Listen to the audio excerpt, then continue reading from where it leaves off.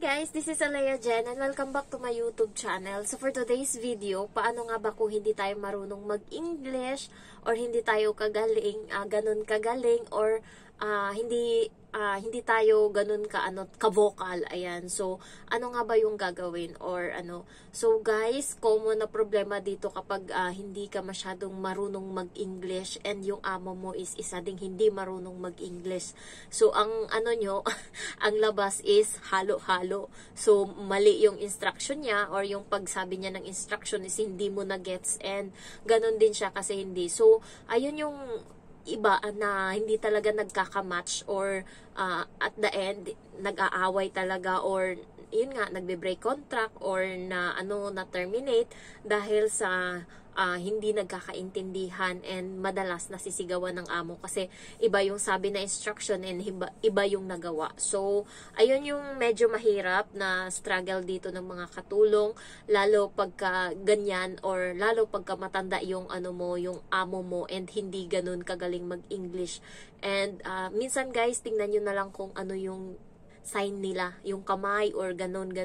So, minsan doon na lang ako nagbe-base doon sa matanda. Pero sa amo ko dito, magaling sila mag-English kaya walang problema talaga. And naano din sila sa akin kasi tayong mga Pilipino is napaka-clear talaga and loud tayo magsalita ng English. And yung saleable na po-pronounce talaga natin yan. Hindi ko alam kung anong accent meron tayo pero hindi katulad ng iba na katulad ng Nepal, Myanmar, Indonesia, na hindi sila, yung parang, ang lambot ng English nila, yung parang kahawig na sila ng Chinese. Tayong mga, lalo yung mga Thailand, ganun sila mag-English.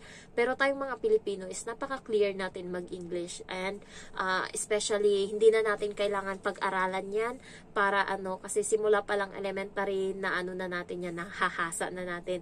Lalo guys, yung mga may problema sa English na mga OFW or mga katulong or nag-a-apply dito and hindi ganun kagaling mag-English is wala namang problema yon. Pagdating mo dito, masasanay ka rin and makukuha mo rin. Parang pagtatagalog lang yan. Kaming mga Bisaya or kaming mga Ilonggo, pagdating namin sa Manila, hindi naman kami talaga ganun kagaling mag-Tagalog. Especially ako nung bago ako is nahihiya akong magsalita ng Tagalog kasi baka mamaya naging iba na yung pronunciation and na yung nasabi ko. Ayan. So, hindi ako ganun ka-vocal. And, alam mo yung nakatingin, nung bago ako, kasi squatter kami nakatira, 17 years old pa lang ako noon. Tapos, nakatingin ako sa baba, and na-amaze ako, batang 5 taong gulang. Ang galing na putang ina mo!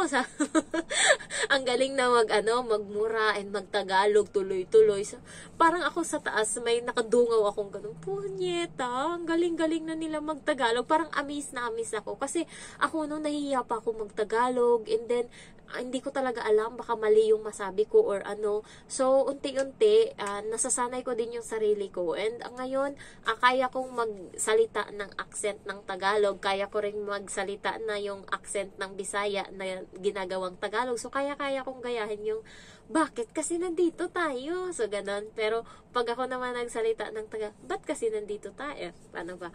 Ba't kasi nandito tayo? Ayan, so, yung mga accent. So, kaya ko nang iba-ibahin yan. Depende sa mood ko. Pero minsan talaga, meron kaming nakasabay na Bicolana and kaming nag-uusap kaming dalawa ng kapatid ko. And siguro, ewan ko anong hanas niya pa. Siguro na siya kasi nga may paper bag sa ilalim ng upuan ko. So, akala ko sa kanya and napunta sa akin napunta na sa ilalim ng upuan ko. And iniisip ko na gumulong yung paper bag, kaya sinipa ko pabalik sa kanya. Nagalit siya. Akala ko kasi sa kanya yun, hindi pala sa kanya. Sabi niya, ikaw na Bisaya ka, sabi ba naman ganun sa akin. Pa lang ako noon, 18 years old, pumunta kami ng Batangas and nakasabay sila namin. Sabi niya, ikaw na Bisaya ka, ba't mo sinipa to? Sabi niya ganun sa akin. Sabi ko, ikaw naman na Bicolano ka. Sabi ko nga, malibog ka nga. Sabi ko ganun sa kanya. Palaban din ako dati, hindi ako nagpapatalo. Sabi ko, malay ko ba kung kanina yan? Di sinipa ko. Kala ko kasi gumulong lang yan dito. Sinabi kong ganun. Tas na nahimik na siya. Kasi yung kapatid kong babae nagising. And sabi niya, ano yan, Day? Sabi niya ganun. So, alam na, na ano siya na baka nga mag-isa lang siya and dalawa kami ng ate ko. So, sabi niya, yung ibang mga Tagalog, sinasabi talaga na Bisaya. So, inaano talaga nila yan, bino-voice out. Pero parang ginagawa nilang pambuli sa mga Bisaya, yung pagsasabi na, ikaw na yung Bisaya na word. Ayan. So, balik tayo dun sa topic natin. So, ayun nga, yung pag-i-English, pag nandito ka na, matutunan mo lang yan, parang pag tuto ko rin niya kung paano magsalita ng Tagalog. Yung English dati, guys, hindi rin ako marunong, hindi ako ganun kagaling, hindi ako ganun ka-vocal. Ang ginawa ko, nag-chat ako ng mga AFAM, ayan. So, nung una, pag nag-aaway kami ng foreigner ko na jowa, puta, hindi ako marunong. Siya nagsasalita, tapos ako, yung may gusto kang sabihin, pero dahil hindi mo alam, tatahimik ka na lang. So, magigets niya na yan pag tatahimik ako. Bad trip na ako, galit na ako. So, mag-i-explain na naman yan siya. So, 8 months kaming nag-usap. So, nahasa konti yung English ko. So, pero nag-aral din ako ng English proficiency. Doon naman, parang doon, kasi guys, nung elementary ako and high school, English is my hate subject. Diyan ako wasay, 78, 79, 80. Yan yung grade ko. Dapat with honors ako, pero dahil sa punyetang yan, hindi ako nasama sa honor. Ayan, so, hate na hate ko yung subject na yan. Kaya pagdating ko ng nag-aral ako, hindi pa din ako natuto. Punyeta talaga. Lalo dati, ang talaga ng ko, ng grammar ko. Ayan. So, hindi talaga ganun kagaling. Mga post ko nga dati, pag nakikita ko ngayon sa ko, sa year ago, ayan, so mga 1 year, 2 years, ayan, nakikita ko yung mga grammar, binubura ko, punyeta, ganito ako mag-English dati, nakakahiya. Punyeta, pinupost-post ko pa sa Facebook. So, ayan. So, hindi ko rin naman yan. Ang ginawa ko, kayo kung mga wala kayong jowa dyan, maghanap kayo sa online ng AFAM para mahasa yung English niyo. So, doon nahasa yung English ko sa AFAM na yon 8 months. And then, nung pandemic, sinundan ko uli kasi naghiwalay kami nun, pero napirahan ko yun ng mga 150,000. May ticket na nga ako nun papuntang Thailand kasi nga mag-meet kami sakto ng pandemic. Hindi kami nakapag-meet, kaya yung ticket, wala. And then, lahat ng pera binigay niya sa akin kasi nga pang pocket money ko siya lahat. And then, hindi natuloy. So, ginala ko pa Bicol yung dapat pa Thailand ko na ayan, so nag-break kami and then nangyari, hindi pa ako na-satisfied kasi pandemic, wala akong ginagawa and wala akong pera, walang AFAM, ayan. So naghanap uli ako and may nakita ako uling AFAM, matanda, na edad 40. Hoy, chismis na ako dito, 45. So, ayun, 2 years kaming magjowa, online lang din. And doon, kada buwan, pinapadala na ako 8,000. Mababa na yung 5,000 every buwan. Kapag nag-inarte ako, nagdrama ako, iyak-iyak ako. So, syempre, dadagdagan yung, yung budget. Kasi may trabaho din naman ako noon. So, parang lang siya, pang sapi-sapi lang ba? Yung parang pang niya lang, pang budget-budget ko lang. Ayan. So, pinapadalhan niya ako and hanggang ngayon nga nag-break kami, pumunta ako dito June 12 pumunta siya ng Pinas, hindi kami nagpang-abot. So sinurprise niya kasi ako, sinend niya sa akin yung ticket, pa-flight na ako dito, June 30, ayan, May 30, and then sinabi niya na pupunta nga daw siya ng Manila sa June 12. Sabi ko sa kanya, pa Hong Kong na ako ng June 2. So, na-shock siya doon kasi hindi niya alam nag-a-apply ako. And, nung time kasi na yon nagkakalabuan kami. Kasi kapag ayoko na talaga, ayoko na. So, hiniwalayan ko siya kahit sinisiksik niya yung sarili niya, ayoko na talaga. Pero, meron akong iPhone doon. Hanggang ngayon, nandun pa din yung iPhone. Pero, sabi niya, hindi ko na kasi siya kinokontak, pero sabi niya sana pupunta siya dito ngayong Chinese New Year. Kaso hindi ko na siya kinontak. Hindi ko na out of na talaga ako. Wala na akong interest kasi ngayon kaya ko nang bilhin lahat ng gusto ko. Dati kasi nagde-depend pa ako sa kanya, kaya pinagtsatsagaan ko siya. Ganon. So, ayun, nahasa sa kanya yung ko kasi 2 years kaming nag-usap, 2 years kaming nag-usap ng AFAM na yun, kaya siguro pagdating ko dito, hasang-hasa na talaga yung English ko, kaya nagulat yung amo kong babae tsaka lalaki, napaka-fluent ko na magsalita and dire-diretso, mas mabilis, minsan nga pagka nagalit ako or nagsalita ako na nag-explain ako, pinapaulit niya sa akin kasi dire-diretso yung explain ko and hindi niya na nasundan. So, kasi sila mabagal sila magsalita, iniisip pa nila and minsan nag-accent pa siya ng British accent. Pag ako nag-accent sa'yo, ewan ko lang talaga. Ayan, so, ayun, matutunan nyo rin yan yung mga walang jowa dyan. Maghanap kayo sa online ng mga AFAM. Doon yung makikita, doon kayo mag-ano. And kahit na wala kayong kausap, mag-practice kayong mag-ano ng English. Mag-practice kayong mag-ano ng English, magsalita kahit wala kayong kausap, kausapin niyo yung sarili niyo. And ako, nagbabasa ako ng mga books, English, mga love story, English.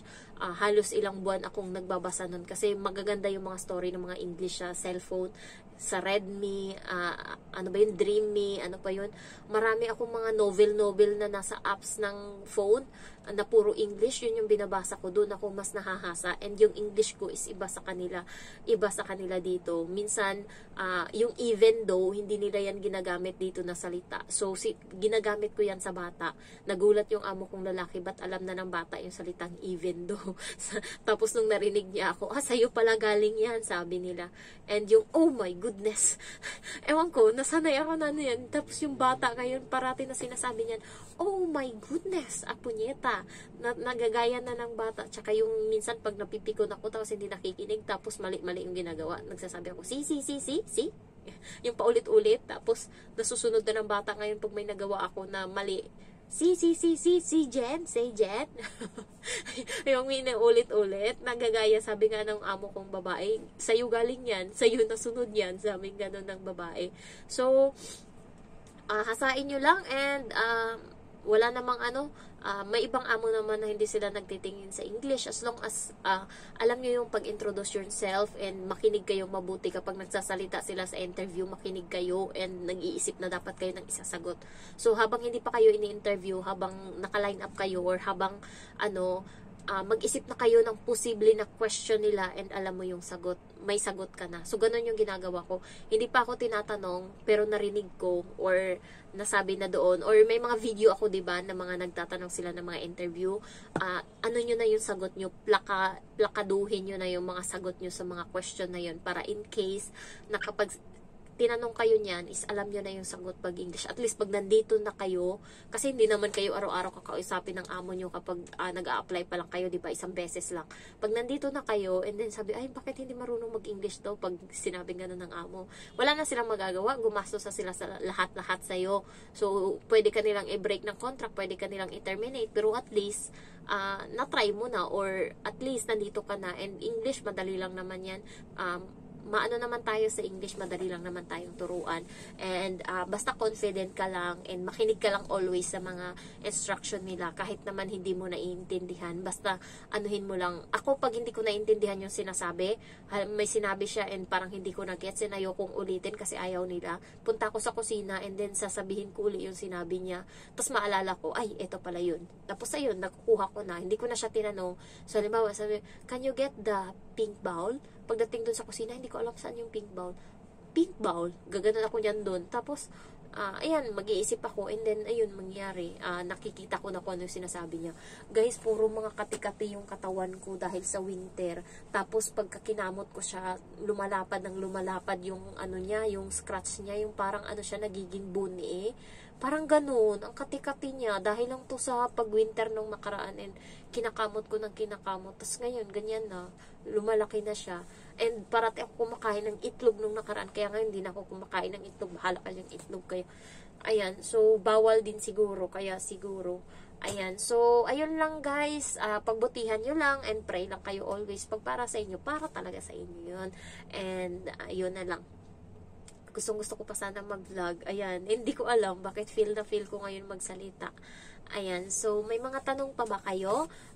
You can comment down below para masagot ko. And Thursday ngayon, so bukas may upload ako, Sabado may upload ako, Sabado ng hapon, day off ko, basahin ko yung mga comment nyo, and pag may mga tanong kayo dyan, gagawin ko ng video. So yung iba hindi ko na nasasagot talaga, napaka-busy ko talagang tao, char.